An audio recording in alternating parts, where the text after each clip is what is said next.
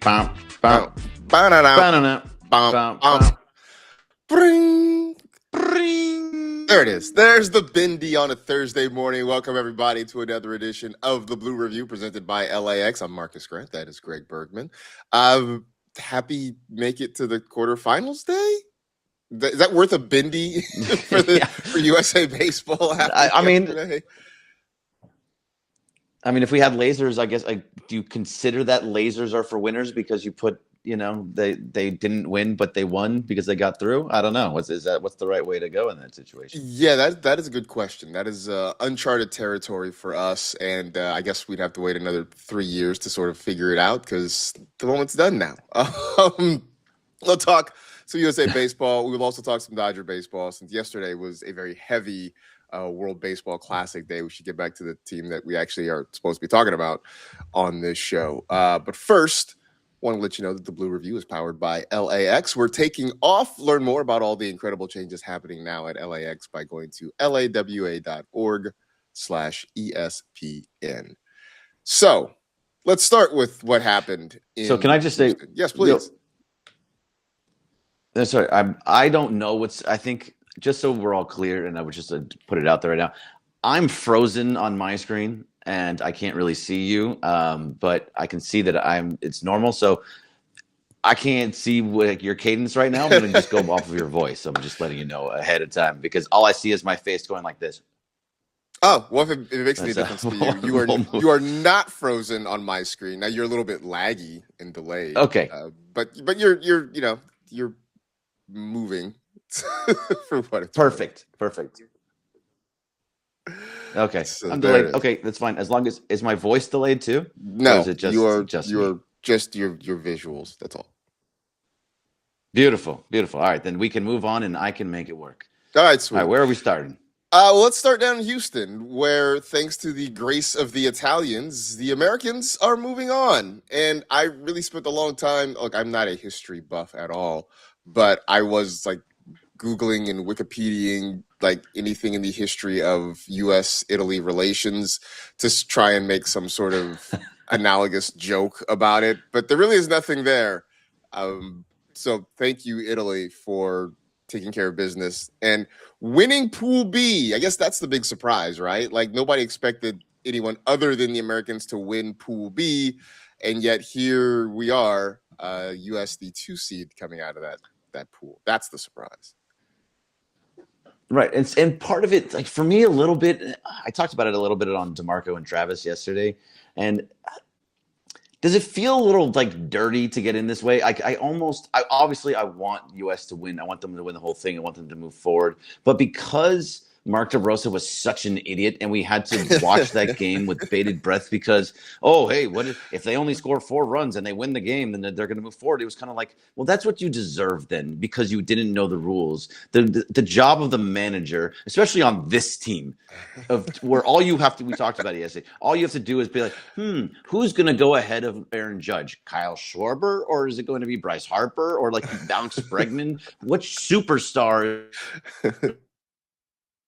think I'm gone. Okay, is going to go on it. So it almost feels like I was kind of hoping it was going to happen because it's say like Mark DeRosa, you're an idiot, but I'm happy they moved on. They just kind of don't deserve it. You know what I mean? I get what you're saying. I'm of the opinion, I'm like, just survive in advance. It's like the NC2A tournament. Survive in advance, and then we'll see what happens here.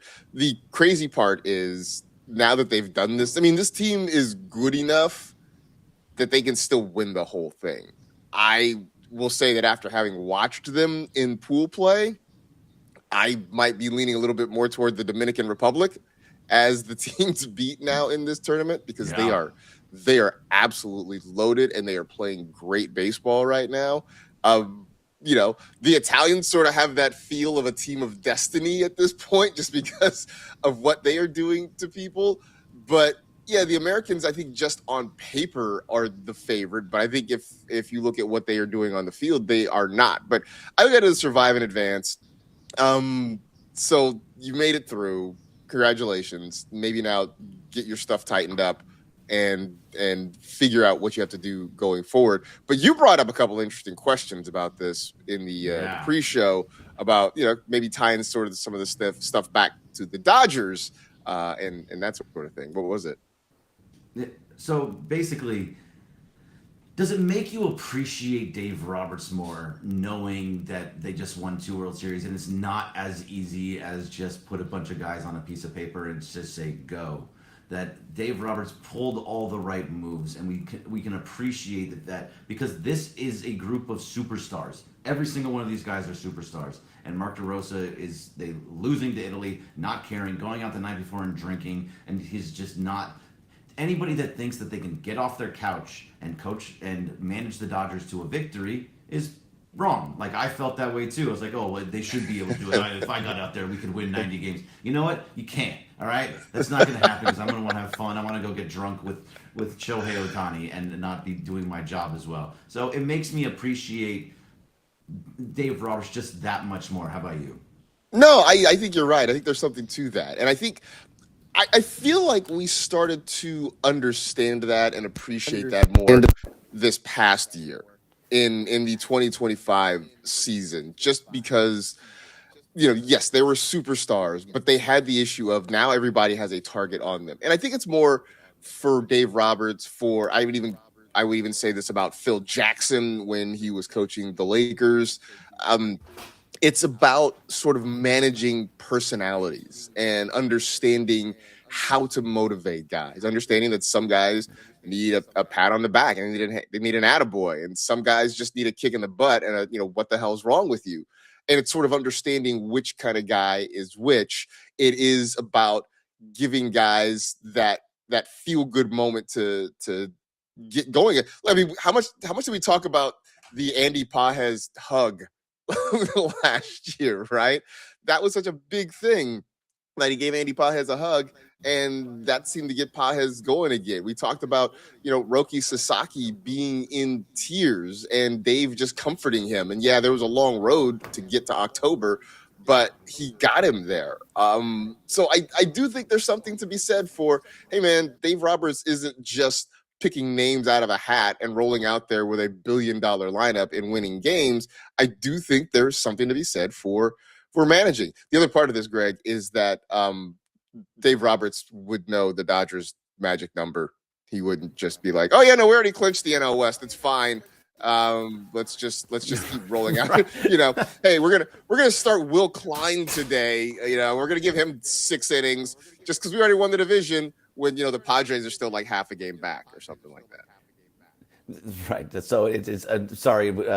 Tim came in. He was trying to fix the screen. He was trying to fix the audio. And all I was sort of filibustering a little bit. I could tell you were doing. I know it. I appreciate it because on my screen, even on YouTube, it looks like I'm just frozen anyway. So nobody else can see it but you. Yeah. All right. So thank you for doing that. But no, it's just nice to know that you have a manager in Dave Roberts that is going to understand rules and understand the right buttons to push and pull the right levers and all those stupid different ways to say it. But it's seeing Mark DeRosa out there and being such a dummy. It really just annoys me at how bad he was at what he was supposed to do, and he shouldn't be. That should be the ultimate.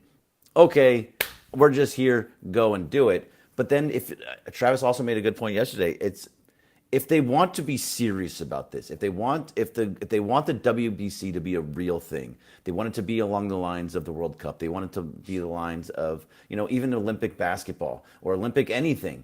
That you have to have a manager that knows how to manage, that has been a manager or at least been sitting on a bench. If you went out and got Mike Scioscia and put him out there, that would have worked. If we would have gone out there and got, I'm blanking on his name, when it was Angels and Chicago Cubs. Joe Madden? Joe Madden, yeah. Joe Madden. If you had some of those guys, though they would at least know what they're doing and would understand the rules, I think that would have made a massive, massive difference too. And now Tim's back in here, so filibuster. All right, I will filibuster some more. Yeah, I do sort of wonder about, USA baseball in the sense of, do they need kind of not a full-time coach, but a dedicated manager, right? Somebody who can, one, sort of identify players to have on a team, right? And it's sort of easy for the World Baseball Classic. You got major leaguers playing, and it's just like you just pluck this guy, this guy, this guy. Hey, do you want to play? Hey, Aaron Judge, do you want to play? Hey, Logan Webb, do you want to play? And then bring them in there. But I think there's also something to building a team and to understanding what sort of players you need. Hey, look, yes, it's great to have guys with power in the middle of the lineup, but do we need a guy who can get on base, a guy who can move runners over, drive runners in? Do we need somebody in the middle of the bullpen that potentially can be an innings guy for us? And like, I get it, you're not building a team for 162, you're building one for a short tournament. But I think that idea is there of having somebody sort of dedicated to this whole thing. I do think some of the other part of this is, and we talked about this a little bit yesterday, is I think the players just sort of need to sort of have a different perspective on this, because we've seen it with the other countries. Even the Italians that are, mostly American guys that just have Italian heritage, they seem to have a different mindset about playing for Team Italy than the Americans do about playing for Team USA. And that's not something, I don't know, maybe that's something that a manager can do, is sort of instill that. I didn't see the Aaron Judge pregame speech. I heard it was less than inspiring. I just think there's got to be something to kind of get these guys sort of a little bit more fired up about playing in this tournament, and not Bryce Harper saying, hey man, it's cool, but it's not the Olympics. It's not the Olympics. Yeah, I mean, first of all, I don't know if Aaron Judge would inspire me. I mean, he's big. Maybe inspire me to like not get hit in the face because he's so big. But I think if the person that's going to do that would, if you look at that roster, I mean, Bryce Harper would be the first one that would come to mind, being the guy that's going to speak. He's the most outspoken in the media. He's the one that like kind of speaks for American baseball just in general. So he would be that guy. But if he doesn't care because he doesn't think it's the Olympics, how is he going to inspire them to get to that place? You know what I mean? So like, I can't see the guys that, and maybe in 3 years it'll be something different. And you know what? Maybe they'll go on and they'll win the whole thing because this was the little kick in the ass that they needed to get to that point. Like, oh man, we look like dummies right now. Like our manager looks stupid. We lost to the Italians. Like I know they went 4-0, but we lost to them when we're favorites in this entire thing. We kind of look stupid right now.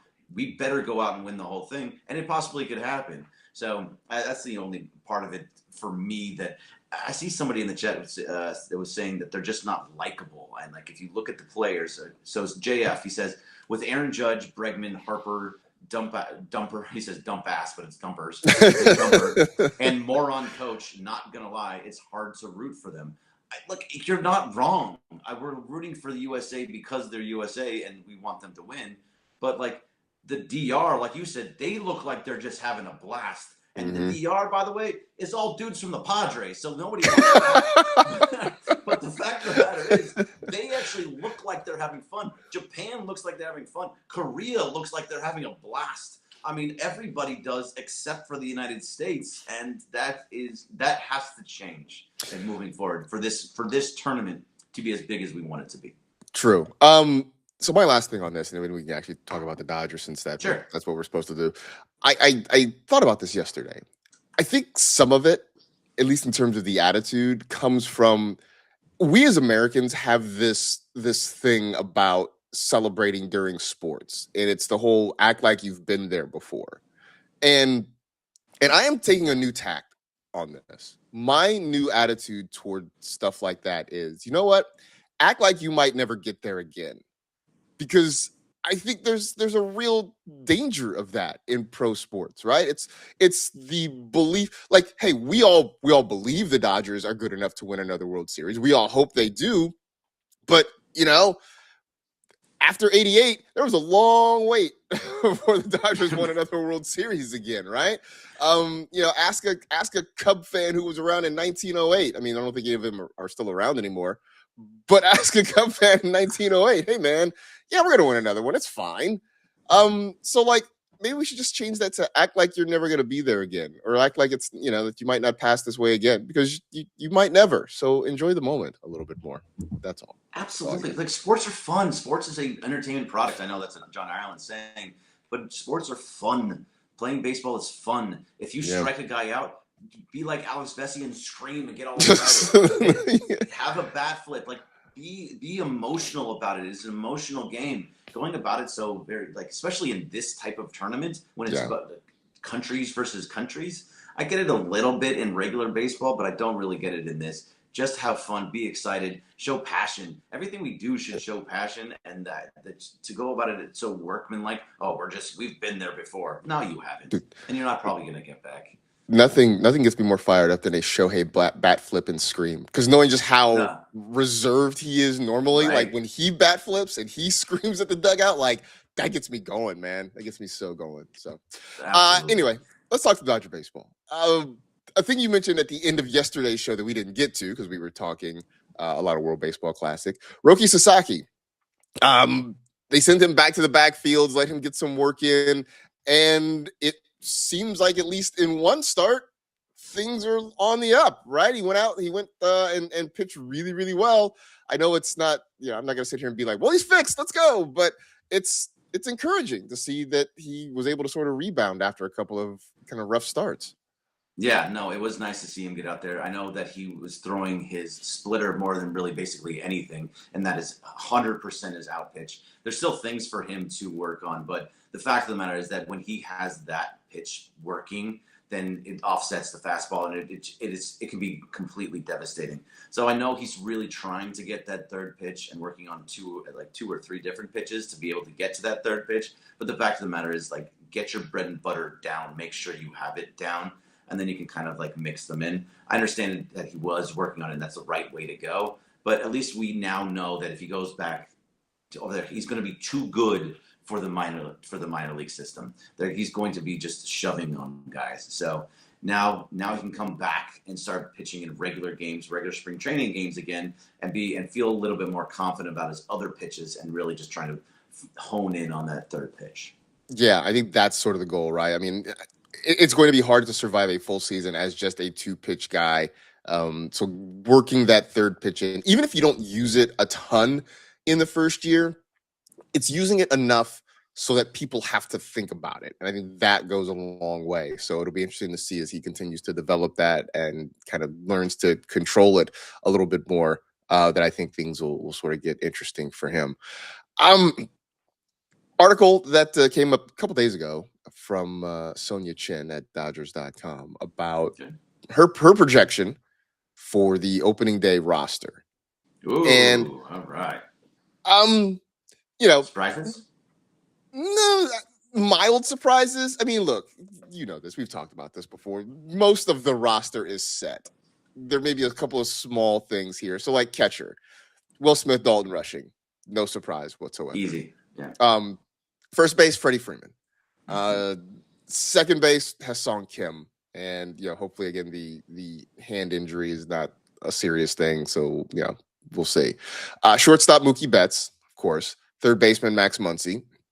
Utility guys, Miguel Rojas and Santiago Espinal, which it was trending toward Espinal sort of taking that spot, which basically means Alex Freeland, unfortunately, despite having a good spring, probably starts the year at OKC. I mean, not a major surprise, but that Greg feels just like it just feels like a numbers game more than anything, and that Freeland just sort of lost out the numbers game in that one. Yes, Espinal has been hitting the ball, and whereas Freeland walks a lot. So it's not Freeland's been good, but Espinal came out and he just took the job. He was a non-roster invitee, and he just said, "Okay, I'm going to take this job," opposed to letting somebody just kind of back into it and me starting off in the minors. So he did a really good job. He's also, I think, like 31, has been around a little bit, moved around from different teams. So it's a more of a veteran presence than Freeland would be. So Freeland can also just start the year in AAA. And guess what? He's going to come up at some point. Yep. Yeah, this is more so. This is how it's going to start. So I don't think Freeland should feel bad about it in any way. But either way, really nice job by Espinal to just take that job. Yeah, for sure. The outfielders, Teoscar Hernandez, Andy Pages, Kyle Tucker, and Alex Call, which, again, James Tibbs having a really great spring. He feels like a guy, too, that at some point we will see. But, look, Teoscar's going to be here. Pages is going to be here. Tucker's going to be here. Call again, another veteran guy who gives you a kind of platoon option here. But I would think Tibbs sort of on that Freeland kind of track where he's not going to start the year here, but I'd be surprised if we don't see James Tibbs at some point this year too. Yeah, another guy that's going to come up at some point. The whole reason that you got Alex Call last year was because Andrew Friedman specifically believed in him and thought that he was a guy that had really good at bats and was somebody that was tough to get out. So if that's the case, and if that's how he's going to be, he's having a good spring. There's just no doubt about it. He's batting .467, and not in a lot of games, not in a lot of at bats. They're kind of bringing him along slowly. But the fact is that he has good professional at bats, and Tibbs can just wait a little bit. Alex Freeland, James Tibbs, the other guy Zach Earhart, who's another guy that was talked about to go into that spot. He's just not ready yet. Unlike Espinal, who went out there and just grabbed it and said, "This is my spot." James Tibbs, he played very, very well, but at the same time, he didn't just go out and grab it. Didn't do enough to take it away from Alex Call to be able to supplant him. So Alex Call comes into it, and again, he has professional at bats. He's difficult to get out, and that's basically what you want from your fourth outfielder. Every time we talk about James Tibbs and Espinal, and I just think back to Katie Wu about just saying, we're really worried about the guy in the outfield, or somebody that's the platoon second baseman. That's where we're at right now. So, but it's important, and I get it. But the fact of the matter is that they didn't go out there and just take it from him. I do love Katie coming on and basically politely telling us, just calm the hell down, guys. It's kind of what that was. We're just asking questions. We're just asking questions here. Continuing down this roster, the list, the Dodgers have a two-way player, Shohei Atani. I don't know who this player is. Shohei. I've heard it turned around as Atani Shahihai. Oh, okay. Yeah, I'm not sure who he is. I hope it works out. We'll see. Two-way. God, who does that? Who does that? Right. So anyway, Shohei's the two-way player on the roster. Starters, you got Yoshinobu Yamamoto, Tyler Glasnow, Emmett Sheehan, Roki Sasaki. It seemed to be going this way for a while that Sheehan was going to be in the rotation. Obviously, this changes a little bit when Blake Snell comes back. Although I assume when Snell comes back, right, that's when they go six-man, because I know that the schedule sort of lends itself to they don't need a six-man rotation for at least the first month or so, right? Yeah, they don't need it, and that's kind of why you can also just wait on guys at the same time, that you can wait. Like Snell missing the first month is just beneficial. Like, oh, well, the way that it works out in the off days and everything, you can kind of just rest for a little bit, and that's fine, and that's great. I think he said it right after. I was so tired. I haven't played that many games sometimes. That's your reasoning. Okay, all right, like whatever you need, buddy. But right, exactly. For sure. This happens on your World Series winning team, and it's not 2020, and you only played 60 games in the season. Right. So, when you show up in July and you're done by September, it's like it's a little bit different there at that point. And then quickly, relievers before we get out of here: Edwin Diaz, the closer; Tanner Scott, Alex Vesia, Blake Trinan, Jack Dreyer, Justin Robleski, likely to move to the bullpen since he's probably not going to be in the rotation. Will Klein.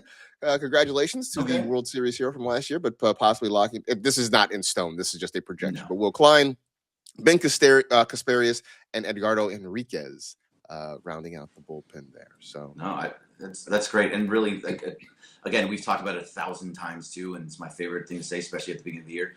Bullpens are volatile. They're going to change over and over and over again. The guys you see at the beginning of the season are not the guys you're going to see at the end of the season every single year. So there's going to be other people that are going to make this roster. There's going to be guys that come up. There's guys that go down. Guys are going to get injured. So just because this person is not that you're wanting on the roster is not there at the beginning doesn't mean there won't be at some. Did you say Kyle Hurt in that at all? I did not. He's not on that list, but it concedes that he will probably be here at some point too. Right, he'll be there. You'll probably see Paul Gervais at some point. There's guys that you will see in that there, and it's really guys that you'd never even heard of. Will be like, oh, where did he come from? You were looking for the Kansas City Royals in 2021. You were good for a year, and somehow you made it back over here. They're gonna find and mix and match there. So there's always going to be different people going in and out. Who is going to be this year's Lou Trevino? That's the question on the table right now. So, and we will all find out together as the season goes along. But that's a good spot for us to stop for the day. Thanks everybody in the chat as always for hanging out. Thanks to Tim who had to do some IT work all throughout the process of this show. So shout out to Tim. And spoke French in the chat. So right. Right. Ah. Yeah, that was wild. Ah oui, bonjour. Merci beaucoup. Merci beaucoup. Zut alors. Anyway, that'll do it for this edition of the Blue Review presented by LAX. Stick around. The Sedano and Cap Morning Extravaganza coming up right here on the ESPN LA YouTube channel. In the meantime, for Greg Bergman, I'm Marcus Grant. We will see you tomorrow, 6:30 to 6:55 right here on the ESPN LA YouTube channel. See you then, everybody. See ya.